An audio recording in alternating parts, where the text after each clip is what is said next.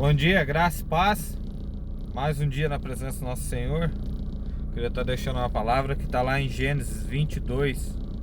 A gente vai ler do 1 ao 3. Amém? Depois dessas coisas, provou Deus a Abraão, dizendo-lhe: Abraão. E esse respondeu: Eis-me aqui.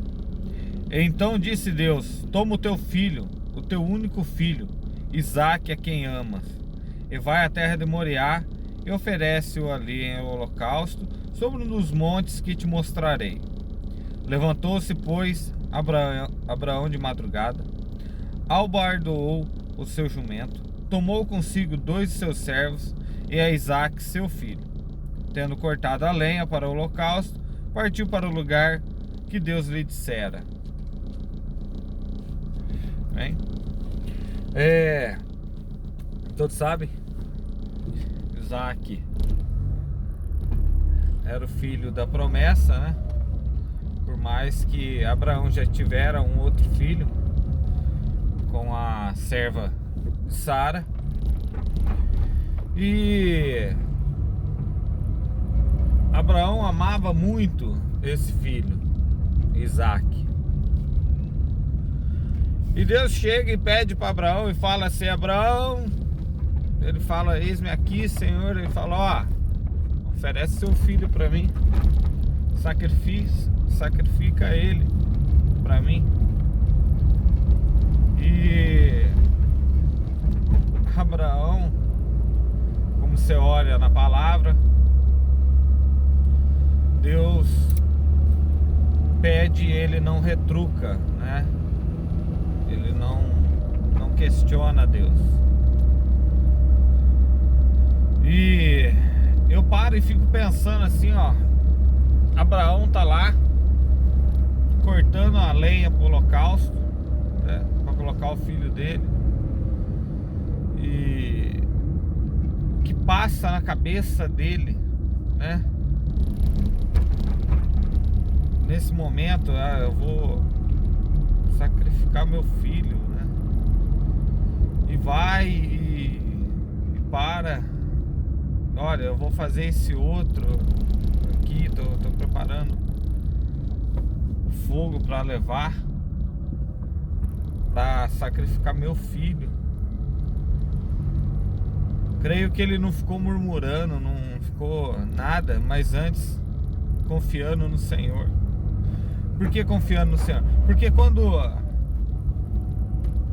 mais para baixo, nos próximos versículos, fala que quando ele deixa seus servos, ele fala: ó, a gente vai, adoraremos e voltaremos, né? Ele não coloca assim: a gente vai e eu voltarei. Não, ele já coloca a sua palavra, né? Ele lança uma palavra profética que vai voltar junto com o filho. Ou seja, na confiança no Senhor. Em todo tempo Abraão, ele manteve-se confiante no Senhor. Em todo tempo Abraão, conhecendo ao Senhor, tendo uma intimidade com o Senhor, ele sabia que para o Senhor não era a criança em si, mas era o coração de Abraão. Porque Abraão estava tão tomado pelo amor do seu filho ali, que muitas vezes esqueceu de Deus. Colocou mais amor ao seu filho do que amor a Deus. Ah, mas tá certo, eu tenho que amar meu filho, tem que amar. Sabe o que eu vejo? Que nada é nosso, tudo é do Senhor. Se o Senhor vier buscar o filho, né, tirar seu filho, levar, você vai murmurar contra Deus? Você vai questionar a Deus por que Deus levou? Ou você vai pegar e vai: amém, Senhor, foi feita a sua vontade, que prevaleça a sua vontade.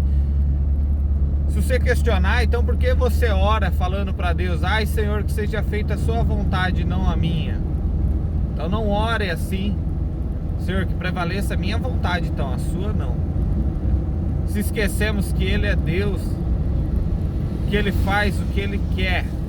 E quem somos nós para questionarmos Deus? Será que você está preparado para dar o seu melhor para Deus? Quantas vezes a gente fala assim, ó, vou dar o meu melhor pro Senhor, vou dar o meu melhor. Mas será que o seu melhor é só o seu louvor? O seu dia? Será que esse é o seu melhor? E se Deus te pedir o teu filho, você daria pro Senhor ou não? Pedisse o seu sobrinho que você tanto ama, seu pai, a sua mãe, será que questionaríamos Deus? Ou antes de tudo isso, né? Ante essa situação, a gente continuaria louvando ao Senhor? Davi, quando o profeta chega para ele e fala para ele que o filho dele vai morrer, Davi dobra o joelho no chão e coloca o seu rosto em terra, jejua, ora e clama ao Senhor, busca ao Senhor ali para a cura daquela criança. E a palavra fala que quando seus servos chegam ali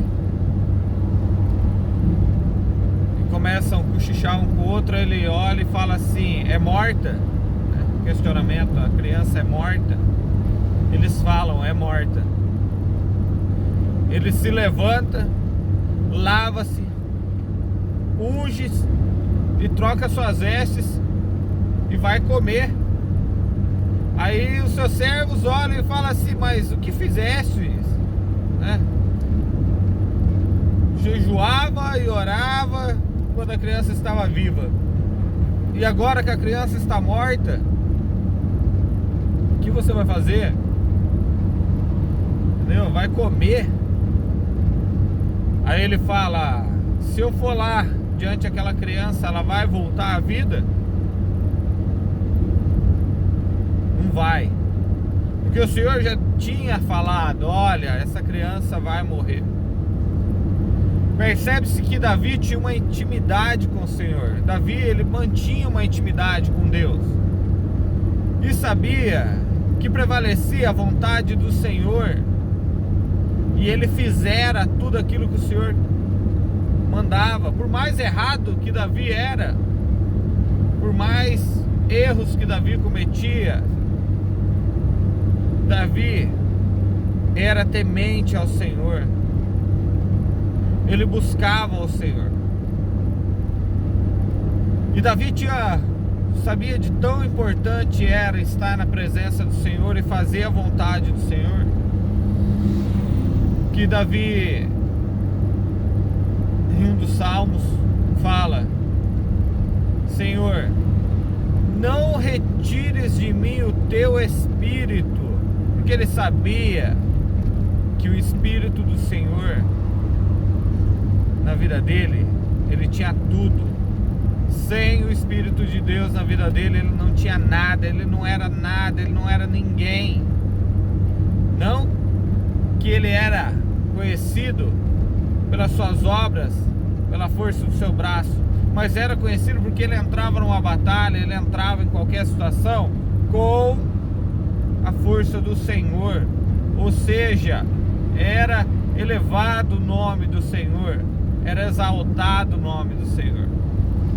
O nome do Senhor era louvado, nunca o nome de Davi, mas sim o nome de Deus. A palavra fala, olha, temiam o Deus de Davi. Muitos versículos você vai ver, o Deus de Isaac, de Jacó, Deus de Davi. São essas intimidades que fazem a diferença de conhecer o coração do Senhor. No caso de Davi, Deus levou o filho dele. No caso de Abraão, Deus proveu um cordeiro pro holocausto, né? Para sacrifício no lugar de Isaac. O coração de Abraão estava nas mãos do Senhor. Ele colocou o seu coração nas mãos do Senhor. Por isso que Deus pediu Isaac para ele. Lembre-se, Isaac não para o sacrifício, mas sim o coração de Abraão. Que na nossa vida a gente está vendo tanta situação hoje, a gente está vendo tudo acontecendo, pessoas morrendo. E a gente só questiona a Deus, por que o Senhor está levando tantas essas pessoas, por que está levando, por que está isso, por que está morrendo tanta gente nova, morre velho. Agora parece que está investigação de crianças que estão morrendo, crianças que estão desenvolvendo essa nova variante aí. Agora, se parou para pensar, será que Deus não quer ensinar a humanidade a entender que Ele é Deus? Porque todo mundo questiona: ah, mas se Deus existe, por que tá nisso? Ah, mas se Deus existe, por que é que esse outro? Deus é Deus, não interessa a sua opinião, o seu questionamento, não interessa o que você faça ou deixa de fazer, Ele vai continuar sendo Deus e pronto, acabou. Agora, você sem Deus não é nada. Será que não está na hora da gente parar e reconhecer que Ele é Deus? Que não existe outro Deus? Parar com essas ladainhas que a gente fica de pular de galho em galho, de fazer tudo pela metade para Deus, e começar a falar assim: não, Senhor, o Senhor é Deus dessa nação. Dobrar o nosso joelho no chão e clamar o nome do Senhor. A palavra do Senhor fala que se o meu povo se humilhar, clamar, então eu virei dos céus e o abençoarei. Olha que palavra tremenda, a receita está aí. E você está fazendo o quê? Está colocando, está tentando dividir a glória de Deus com outras coisas. Deus não divide a glória dele com ninguém. Com ninguém. Deus é Deus. Vamos em outra passagem. Você quer ver como é que Deus não divide a glória dele com ninguém? Elias e os profetas de Baal. Por que fizeram 2 holocaustos e não fizeram um? Se fazem um holocausto só, e os profetas de Baal vão primeiro aclamar lá, e porventura, né, não acende nada, não faz nada, quando Elias vai e acende, eles poderiam falar: não, mas Baal respondeu depois. Baal respondeu atrasado, porque somos muitos aqui. Primeiramente que Deus também não ia acender, como eu disse, Deus não divide a glória dele com ninguém. O altar que foi montado por mãos de pessoas impuras, né, com a idolatria ali, Deus não vai responder. E quando Elias vai lá e clama ao Senhor, no altar que ele montou para o Senhor, Deus responde. Ou seja, quando você está orando por uma pessoa, existe outra pessoa também clamando para outro Deus, para outra coisa. E essa pessoa é curada porque você clamou a Deus, né? Qual é a primeira coisa que a pessoa lá que está fazendo coisa errada, que está servindo, vamos colocar assim, ao Satanás, ela vai falar: olha, Satanás curou aquela vida lá. Esquece. Se tem uma pessoa que está lá clamando, existem pessoas que clamam em secreto pelas essas vidas que estão internadas, ou clamam em secreto por uma vida de uma pessoa que está enferma. Deus está respondendo a oração dela. Não é porque você está fazendo isso. Para, isso é enganação. Para com isso, se converta. Converta seus caminhos ao Senhor. Se a palavra é clara, como você segue a Bíblia? Você serve a Deus e lê a Bíblia inteira lá. Se leu, né? Porque a verdade liberta. A Bíblia fala claramente: olha, Deus, eu, Senhor, não divido a minha glória com ninguém. Ai dos idólatras, ai dos pagãos, ai daqueles que servem imagem e escultura, ai daqueles que cultuam animais, ai daqueles esses. Se a palavra é clara nisso e fala bem isso, é claro, é nítido. Não interessa se a sua Bíblia é do Testemunho de Jeová, é católica, é calvinista, é arminista, o que seja, ela vai estar clara lá, que Deus não divide a glória dele com ninguém. Deus é Deus e pronto, e acabou. Que a gente possa entender a palavra de hoje. Ficou um pouquinho extensa, mas que você possa entender que primeiramente Deus é Deus e tudo é dele. Segundo, que Deus quer o seu coração, Ele quer o seu melhor, e que o seu melhor sempre seja Deus, porque daí você não vai ter que sacrificar nada. E mesmo que você tenha que sacrificar qualquer coisa na sua vida, não vai fazer diferença, porque é Deus que é a prioridade na sua vida.